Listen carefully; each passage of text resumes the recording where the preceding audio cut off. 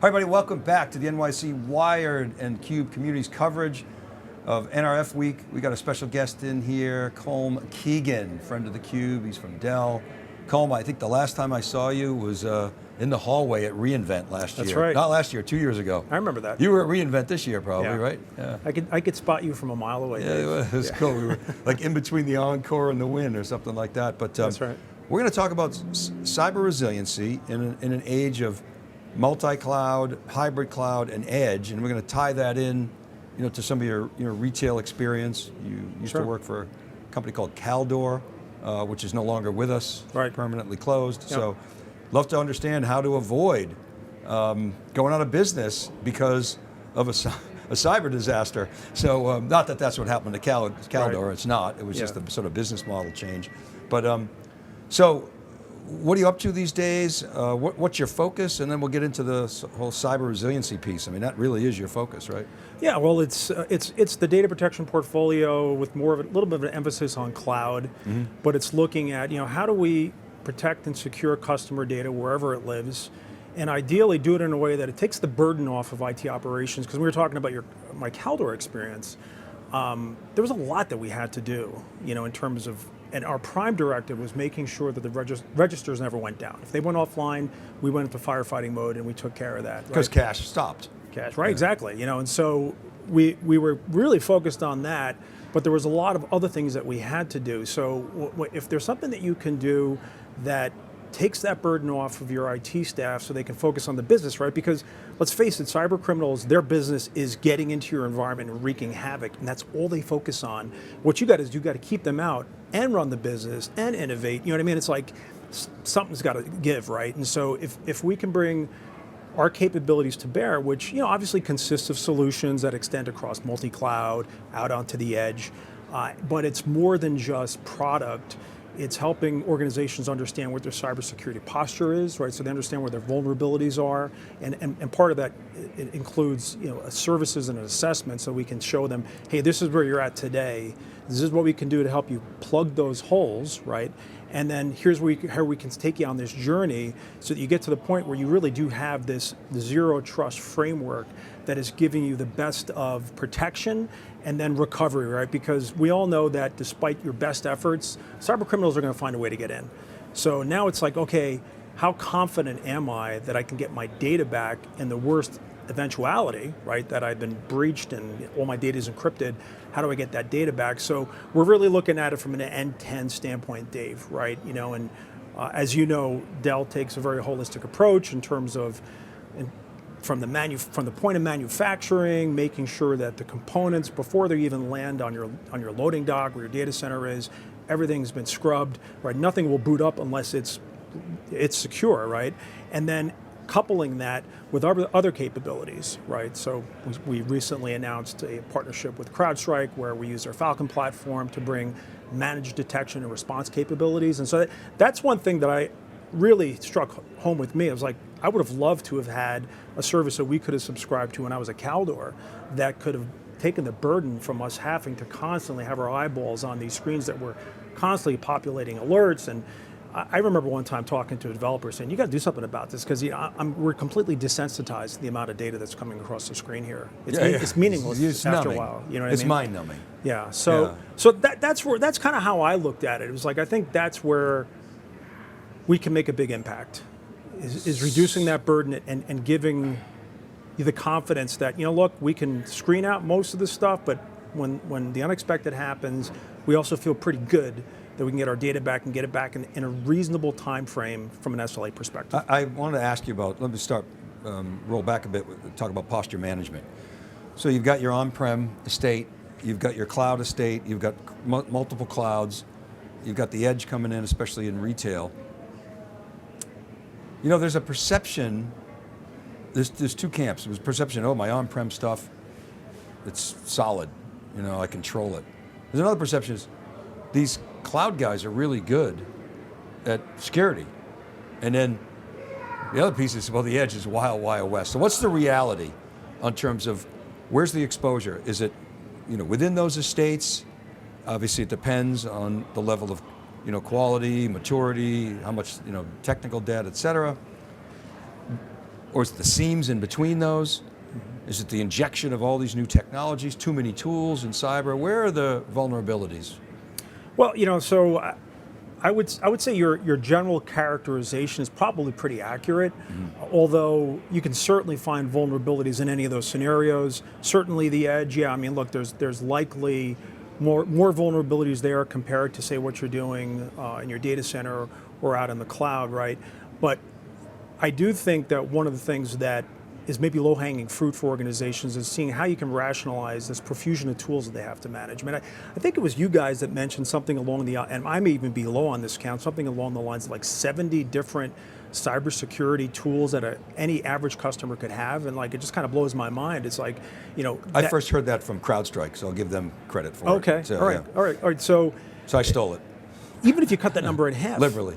Right? Even if you cut it in half, it's still way too many, And so the risk there is that you're going to get fatigue from all these alerts, and then how do you get your folks fluent in all those technologies? Going back to my experience, it took me the better part of a year when I first walked into that Calder knock to kind of feel comfortable in my seat. Not like I felt rock solid, but comfortable enough that I kind of knew what was going on. And then I would say 2 years where I was like, things are slowing down. Like, I know what to do. I know to kind of take a glance around the knock and kind of see if there's anything I need to be paying attention to, and then know how to triage it and take care of it, right? So that takes time.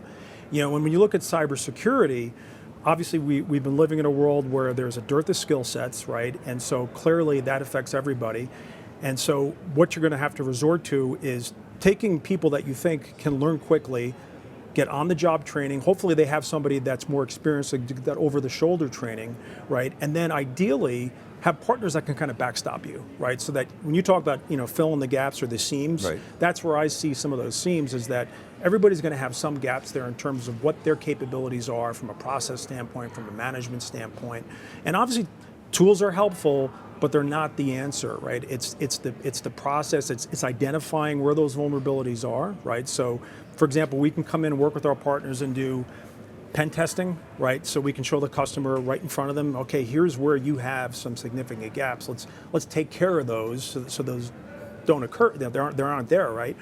And then let's figure out a way to design a solution that's going to get you to a point where, in addition to screening out any threats that are incoming, plan just.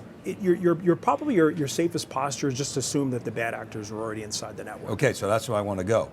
Yeah. So assume that. So you're in your knock at your former position, feeling more comfortable. You're not as stressed out. It's not as frenzied. But at the end of the day, you're making the assumption that somebody's doing some bad things inside. Right. Okay, so that leads to recovery. So you've got to have a corpus of data that you trust that you can recover to. I want you to take me through that, because I've got my on-prem, I've got my cloud, I'm across clouds, I'm in my SaaS, which a lot of people don't think they have to back up. Yep. I've got the edge, disparate data. How do I deal with that problem from a architectural standpoint, a process, a people, and technology perspective?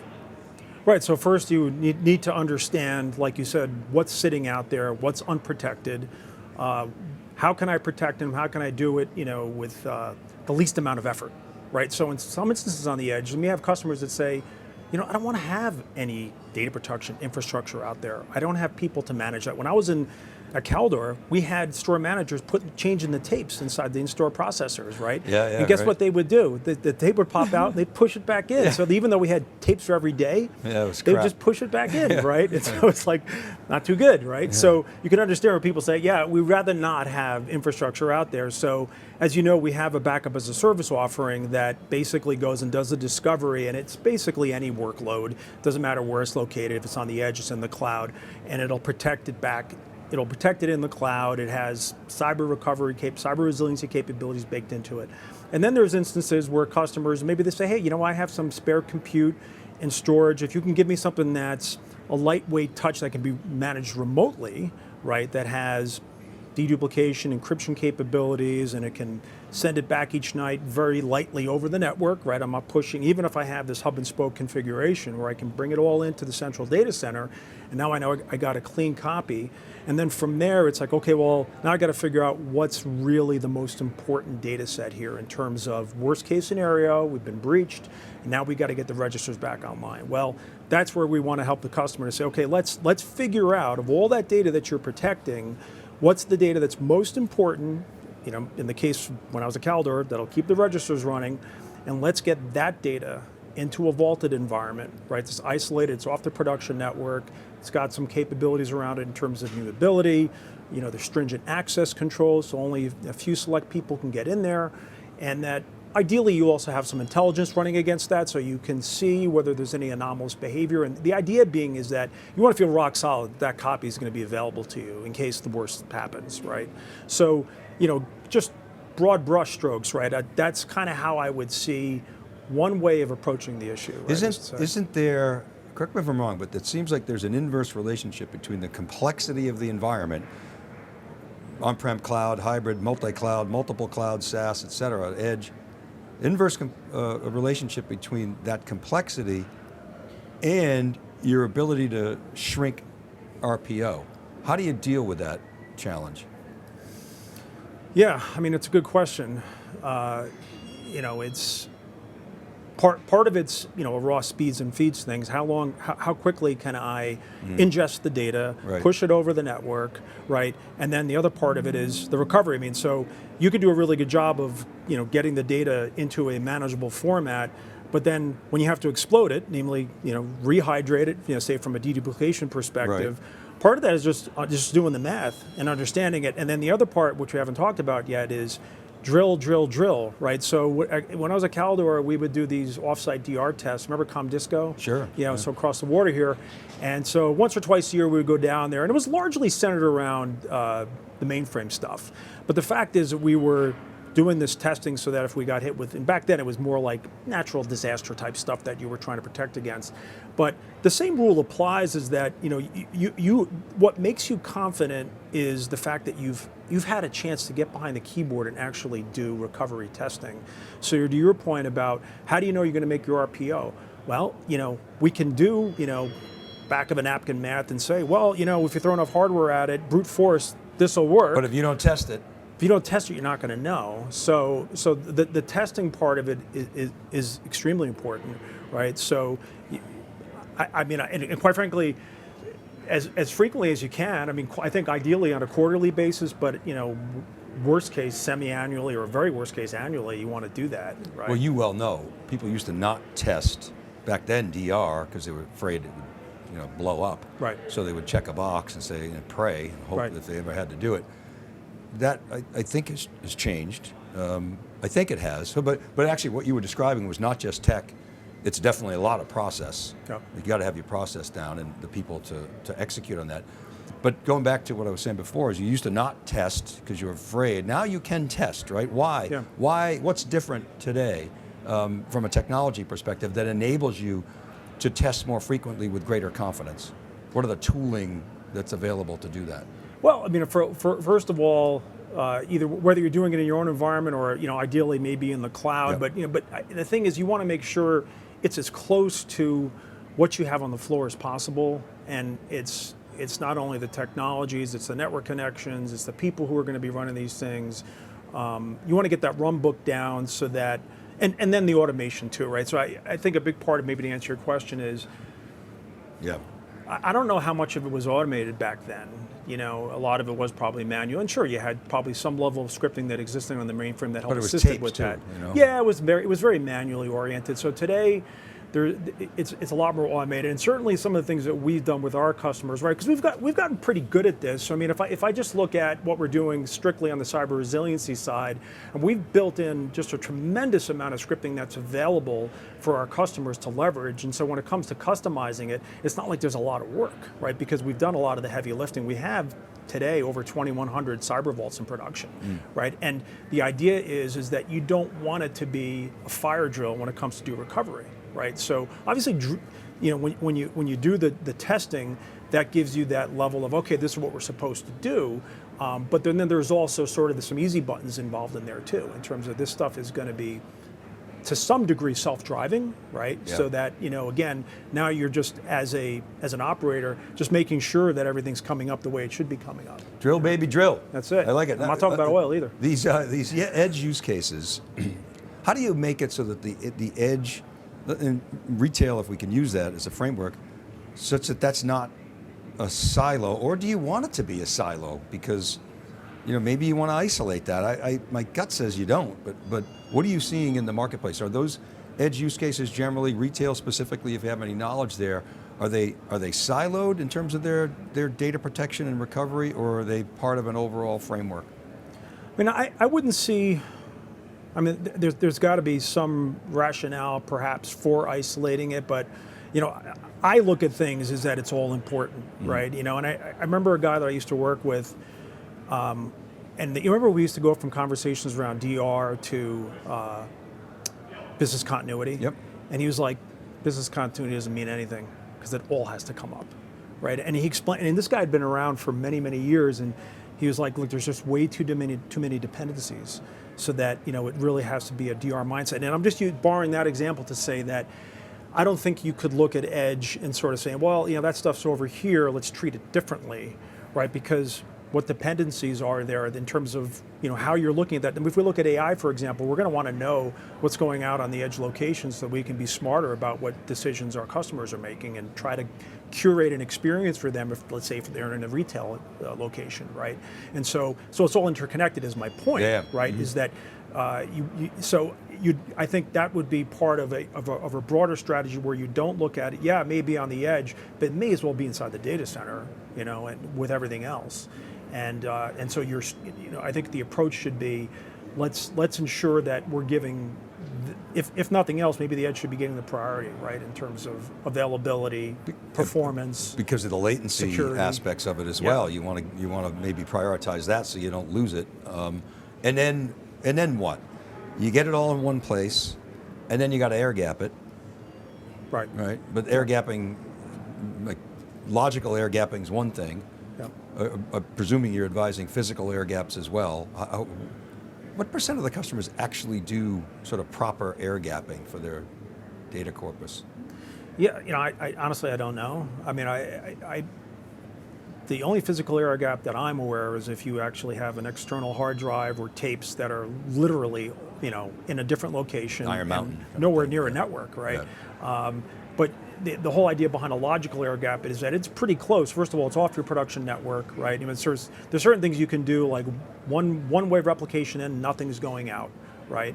But physically a separate location, right? Yeah. I've seen some logical air gaps, like right next to the, not on this drive, but on that one.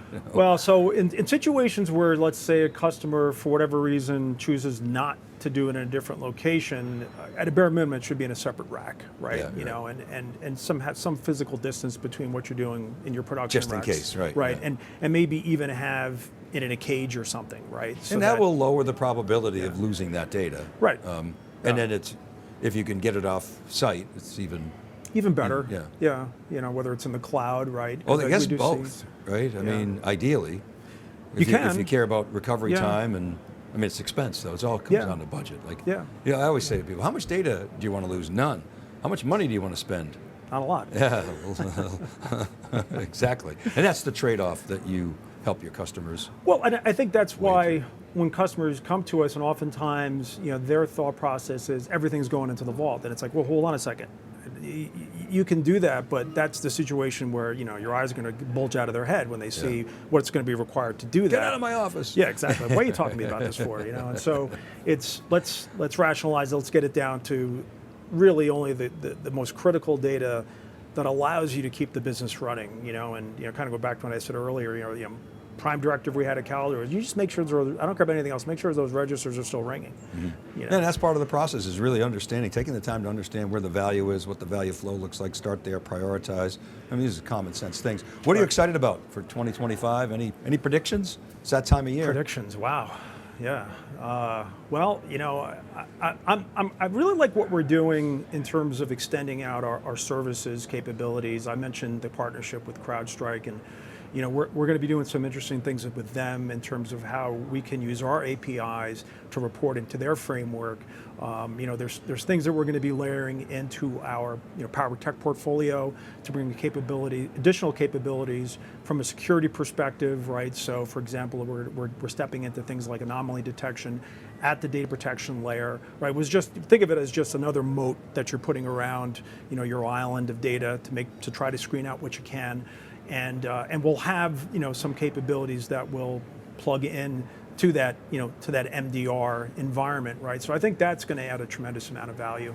And then of course, there's things going on behind the scenes relative to past acquisitions we've made with MoveSoft and others, and I'm curious to see where that pans out relative to some of our other platforms, because we have other Cloud IQ and other platforms that are, again, making it simpler for our customers to look at their estate, whether it's compute, storage, data protection, and when I go back to my experience in the NOC and just seeing this cascading screens all over the place, wouldn't it be nice if people talk about single pane of glass? Is that achievable? I don't know, but if you can just down to a couple, 3 or something, that's pretty good, right? So, in as much as we can help drive that, or be, because our partners obviously are a huge part of our value proposition. That people talk about data protection, cyber resiliency being a team sport. I think that's true, right? And so, if I'm a customer, I'm looking at, okay, Dell, what can you do for me? It's like, yeah, well, here's what we can do for you, but think of it as this broader ecosystem of partners that we can bring to bear that gives you those extended capabilities, right, without making it overly burdensome for you. Yeah, right? Simplifying in a complex world. Colm, thanks so much for coming in. My pleasure. Appreciate you coming down. Great to be here. All right, keep it right there. We'll be right back. Right after this short break, Dave Vellante for John Furrier, NYSE Wired, and theCUBE communities, our coverage of NRF and more. Keep it right there.